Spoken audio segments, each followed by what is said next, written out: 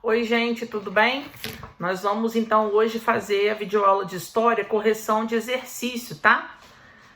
Bora lá, nono ano, pega a apostila de vocês, que nós vamos corrigir alguns exercícios que já venceram. Não vou corrigir todos, porque o prazo ainda tá rolando para alguns ainda, mas eu vou corrigir daqueles que já venceram, tá?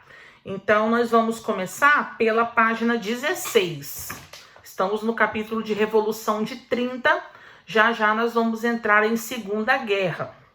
Bom, na página 16, ele te deu aí como se fosse um esqueminha com a linha do tempo para você preencher os espaços que estão em branco. Vamos começar de cima para baixo e eu vou preenchendo com vocês. Primeiro espaço lá em cima, antes de 1822, você vai colocar emancipação política.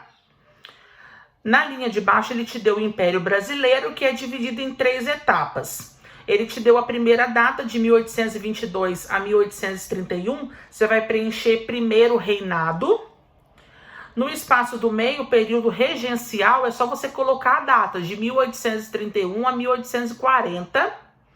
E o terceiro espaço, ele já te deu a data, é só você colocar segundo reinado.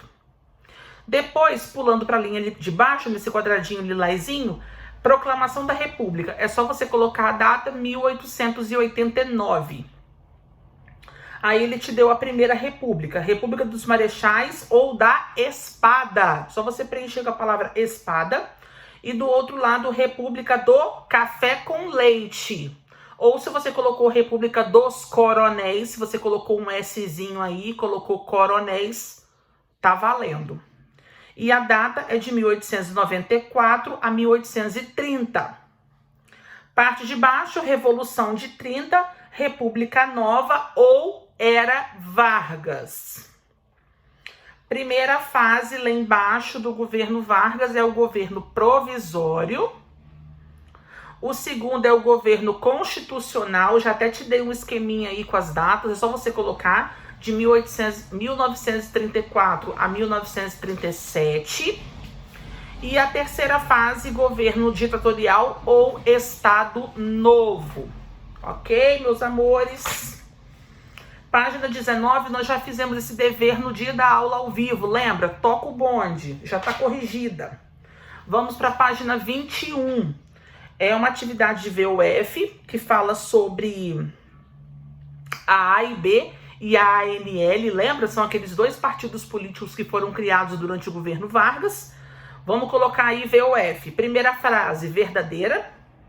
Segunda, falsa. Terceira, verdadeira. Quarta, verdadeira. Quinta, verdadeira. A única falsa é a segunda. Agora vamos para a página 23. Era baseada nessa charge. Gente, eu amo essa charge, porque através da fisionomia dele você consegue perceber qual é o humor, como ele está se sentindo em cada ano. Vou interpretar ela com vocês. Em 30, ele está todo sorridente. E em 31 também. Ele acabou de dar o golpe, ele acabou de chegar no poder, tá tudo certo. Em 32, ele já faz uma cara meio que desconfiado, porque é o ano da Revolução Constitucionalista. Então isso deixa ele um pouco abalado. Em 33, 34, ele começa a sorrir novamente, porque ele vai continuar no poder. 35 tá tudo certo. 36, ele já começa a ficar um pouco aborrecido. Por quê? Tá chegando a época dele deixar o poder, porque agora não vai ter mais jeito. É 4 mais 4, 8 e acabou. Quando chega no ano de 37, ele faz uma cara de muito, mas muito furioso. É o ano que acontece a intentona comunista. Lembra? Aquele possível golpe de transformar o Brasil num governo socialista. Ele fica muito furioso, mas acabou que isso trouxe algo de positivo para ele, porque ele bolou um pulando lá para se manter no poder. Será que eu já respondi a pergunta? Vamos lá. Explica em linhas gerais a mensagem da caricatura em relação aos anos de 30, 32 e 34. Claro que eu já falei, mas vamos lá. 30 tá feliz da vida porque acabou de subir ao poder. 32 tá chateado porque aconteceu aquela revolução em São Paulo contra o governo dele. E 34, ele tá feliz de novo porque agora ele foi eleito de forma indireta, começou a fase do governo constitucional, então ele sabe que ele tem bons anos pela frente ainda para permanecer no poder. 25 agora. Marquei bastante DV essa vez. Eu sei, mas é pro bem de vocês. Tô igual uma louca conversando com a câmera, gente. Jesus amado. Que essa pandemia não faz com a gente? Número 1. Vocês estão rindo aí, né? Eu sei. Número 1. Letra B, gente. Foi isso que você marcou? Espero que sim. Vamos lá. 27. Tinha um texto aí para você ler. Vamos lá para número 1 lá embaixo? Vocês leram o texto? É para ler, hein? Getúlio Vargas era chamado em seu tempo como pai dos pobres. Que motivos os levaram a ser denominados dessa forma? Pai dos pobres, porque ele fez vários benefícios ao povo. Gente, lembra que eu falei sobre isso? O fato dele ser estadista, ser um homem do Estado, pensar no povo, as leis trabalhistas que ele criou, as vantagens de trabalho para os operários, o fato de permitir que as mulheres pudessem votar. Tudo isso transformou a figura de Vargas como o paizinho dos pobres. Ele era muito querido. Tanto é que no velório dele, gente, deu tanta gente, para você ver como que ele foi uma pessoa querida. Página 28. Segundo a autora do texto, esse título se sustentava? Justifique sua resposta. Bom, esse título se sustentava durante um certo tempo, só que depois muitas pessoas vão se voltar contra ele. Ele vai continuar sendo uma pessoa muito querida, gente. A gente não pode tirar esse mérito dele, mas muitas pessoas vão realmente enxergar quem realmente era Vargas, principalmente durante a ditadura, né? Porque ele vai perseguir e mandar matar muitas pessoas. Os políticos de oposição a Getúlio costumavam comentar que ele era o pai dos pobres e a mãe dos ricos. Baseado no texto, explique quais eram as ações que justificavam esse comentário. Ele fez muitos benefícios à classe pobre, criando as leis trabalhistas, mas ao mesmo tempo ele deu muito apoio também aos industriais, deu muito incentivo para a indústria. Então por isso que eles criaram aí essa frasezinha que ele era o pai dos pobres e a mãe dos ricos. Bom, página 29 e 30 eu ainda não vou corrigir, porque ainda não venceu. Na próxima videoaula, mais pra frente, a gente faz a correção dessas páginas e do CA. Como nós ainda estamos com tempo, nós já vamos introduzir matéria nova. Sim, vamos falar de Segunda Guerra Mundial. E quando a gente fala de Segunda Guerra Mundial, é muito importante que você entenda que esta guerra, a Segunda Guerra, é continuação da primeira. Inclusive, os novos professores de história, eles estão agora englobando essas duas guerras como se fosse uma coisa só. Tem historiadores que agora que já nem consideram mais a primeira e a segunda, porque uma acaba sendo consequência da outra, tá? Tem até o primeiro-ministro britânico, Winston Churchill, ele disse uma frase muito famosa que dizia: esta é de fato uma continuação da Primeira Guerra, porque realmente todo o sofrimento, a humilhação, as cláusulas que a Alemanha sofreu no final da primeira, ela vai agora lutar por vingança na Segunda Guerra, tá? A Segunda Guerra vai começar em 39 e ela vai durar até 1945. É agora que realmente Hitler vai colocar as asas de fora e outros líderes ditatoriais também. Já que estamos falando de Hitler, olha essa imagem que está na abertura do seu capítulo.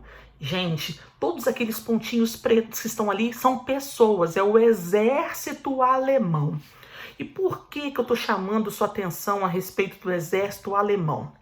Lembra que uma das cláusulas que a Alemanha deveria seguir no final da Primeira Guerra, que foi imposta contra ela, é que o exército alemão deveria ser reduzido. Lembra disso? 100 mil homens, se não me falha a memória. É isso, não é? Confirma aí pra mim. É isso. Se agora você vê esse exército super numeroso, você já imagina que muitas cláusulas que foram impostas à Alemanha, ela não obedeceu. Olha esse exército. Não era possível, 20 anos depois, se ela tivesse realmente seguindo as ordens à risca, não teria essa quantidade de pessoas que tem mostrando na imagem. Então, várias cláusulas que foram impostas à Alemanha não foram obedecidas. Nesses 20 anos, ela foi acumulando esse espírito de vingança, de que o povo alemão é capaz, de que ele vai dar a volta por cima, e aí a Segunda Guerra Mundial pipoca. Mas ela vai começar do dia para a noite? Não. Claro que tem esse ressentimento da Alemanha que está sendo acumulado há anos, mas vai acontecer algo aí de mais grave para que ela realmente aconteça, né? O famoso estupim, o grande motivo que faltava. Lembra do assassinato do Franz Ferdinand na Primeira Guerra? Já havia vários problemas acontecendo, mas faltava aquele motivo. Na Segunda Guerra também vai ter um nesse sentido, tá? Vamos para a página 32. Só vou dar uma breve introduçãozinha hoje, porque vai ficar para valer para a próxima videoaula, tá? Para não ficar muito extenso, vocês fiquem enjoados da minha cara. Grifa um pedacinho comigo. A Grande Guerra deixou uma série de questões mal resolvidas entre os países europeus. Por exemplo, os italianos se sentiam injustiçados pelo que receberam na divisão dos espólios da guerra, e os alemães se sentiam ofendidos pelas cláusulas do Tratado de Versalhes. A emergência dos regimes autoritários na Itália e na Alemanha criou as condições para que se iniciasse uma nova conflagração, buscando reaver o que perderam com o primeiro conflito. Todas as questões que ficaram pendentes no final da Grande Guerra, que terminou em 18, acabou por causar um novo conflito mundial em 39. Então, muitas questões sem resolver foram sendo acumuladas ao longo desses 20 anos e agora, em 1939, essa guerra vai começar. Mas nós ainda não estamos em 39, nós estamos em alguns anos anteriores. Vou só refrescar sua memória, eu acho que eu já citei para vocês sobre isso, mas Hitler vai chegar ao poder em 1933. A partir de 33 que o bicho começa a pegar. Por quê? Porque Hitler tinha a proposta de transformar a Alemanha numa grande potência. Ele não se rebaixava em relação à humilhação e às cláusulas que eles deveriam obedecer. Então, a partir de 33, ele vai começar a articular o seu plano e colocá-lo em prática. E ele falava no tão sonhado espaço vital. Espaço vital é esse progresso que ele dizia que a Alemanha iria alcançar. Só que para que esse espaço vital fosse alcançado, primeiro passo, temos que ampliar o território alemão. Mas como que eu amplio o território alemão? Invadindo países, guerreando contra eles. Automaticamente ele já vislumbrava que a Alemanha ganharia essas batalhas e que aí o território iria se ampliando. Sim, ele invadiu vários países antes mesmo da guerra começar, porque a guerra começa em 39, mas em 33, 34, 35, 36, ele já estava realizando campanhas militares para ampliar o território alemão. Vamos falar sobre isso na próxima videoaula, tá? Só um spoilerzinho, olha aqui. Nós temos várias campanhas militares que foram desempenhadas por Hitler e ele venceu todas. Em 33, em 36, em 35, em 38, já no iniciozinho de 39, porque a guerra começa em junho de 39. Então você vê que várias campanhas militares já estão acontecendo e o território alemão se ampliando. Mas, tia, não fizeram nada para tentar conter esse homem? Calma que nós vamos falar sobre isso na próxima videoaula. Espero que vocês estejam curtindo. Beijo, amo vocês. Tchau, tchau.